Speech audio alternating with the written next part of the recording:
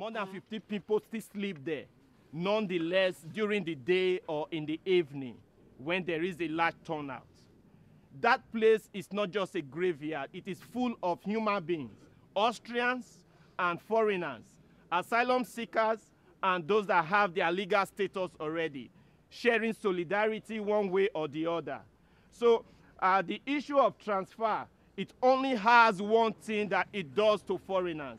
Because here in the city, there are a lot of other possibility to meet foreigners, to meet friends, people that are likely going to take you seriously and help you to find your way to your better future. But in the villages over the mountains, it is not possible.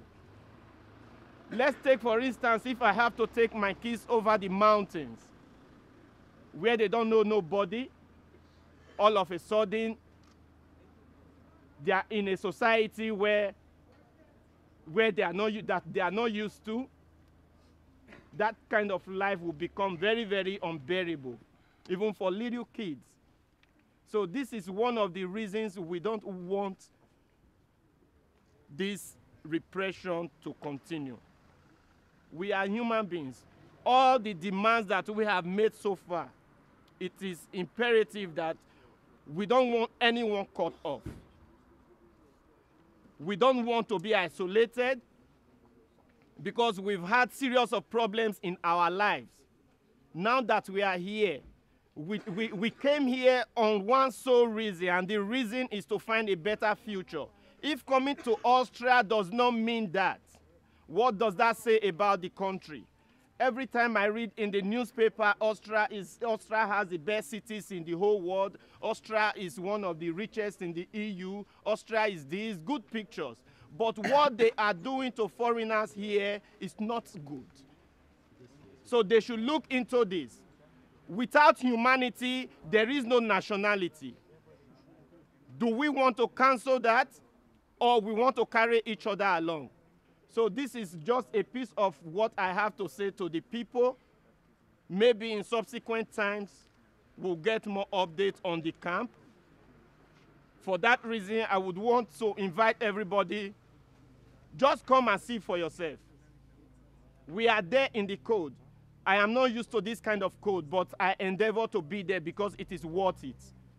In spite of the troubles I've had in my life, I've had admission to go into a higher institution, but the same asylum policy blocked me from doing that. Where is my future? All my ambitions and dreams, they are suddenly dead. That means this society I find myself is a dream-killing society. I don't mean that of everybody, because you that are ready to give your support, you are our friends. I pray for you. And I wish that your strength never grow weak, so that we will have our own motivation to carry on. So with that, I'll let our next speaker speak. And after him, we have somebody in our midst. He's also a supporter, and he's from the Pirate Party. So after he speaks, I will invite him to come and share his words.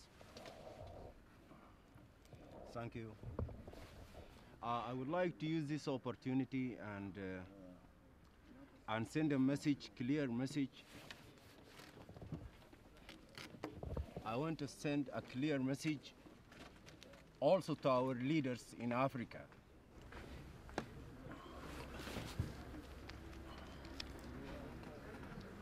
We are here standing, all of us, to provide the solidarity for all of these people who are suffering long time, going through forest, in the darkness, in the cold weather, through the valleys, and meeting different fates through their way to better life. Families, women carrying kids, pregnant women, trying to move with all these people to better life in Europe. Why the reason? The reason is here, we do not blame the European if they do not provide us the opportunity we are seeking. But we have to blame also our own leaders. We have to blame our own leaders and to blame the people who are corrupted, who are causing all these disasters and make the young people and families to leave their lands. I have heard a lot of stories from different people with families. One man with 5 kids, and the woman was pregnant, was in a land where he has tried to get political asylum. He stayed 4 years, get no answers. Then at the end, in the cold weather, when it was minus 30 degrees, this man had to take a car, rent a car from some people and try to go through the borders to Germany. Can you imagine that? 5 children and a pregnant woman, and you are trying to go through the borders into some place. These people are suffering, and we need really to put hands together to try to help them.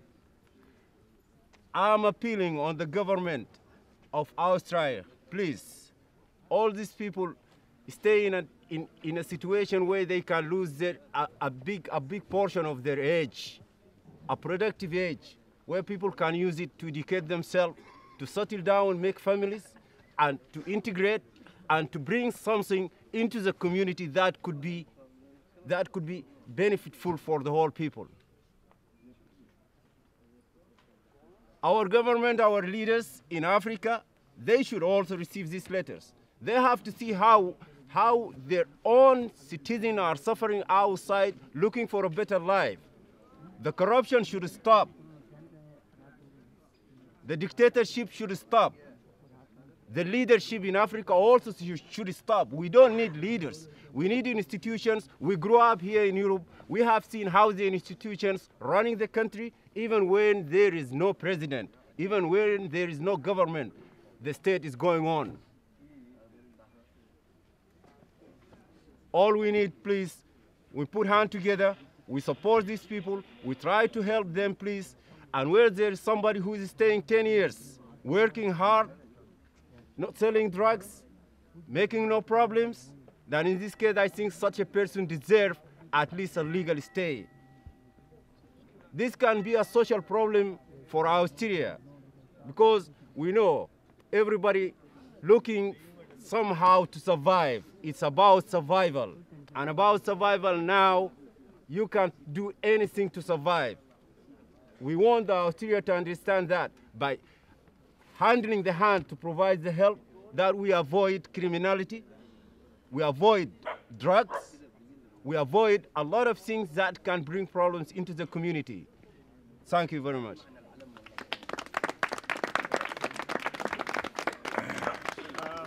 So we have all spoken, and I would say we'll allow the media to ask any question if they want, so that no, if anybody have to ask the Pirate Party any question, should go over there and talk to them, because the time is running out. So we'll just take the rest of the time to answer questions.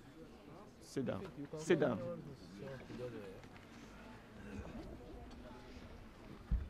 So, dan jede Frage, moet de vraag van de media, Manchef, die warten voor vragen.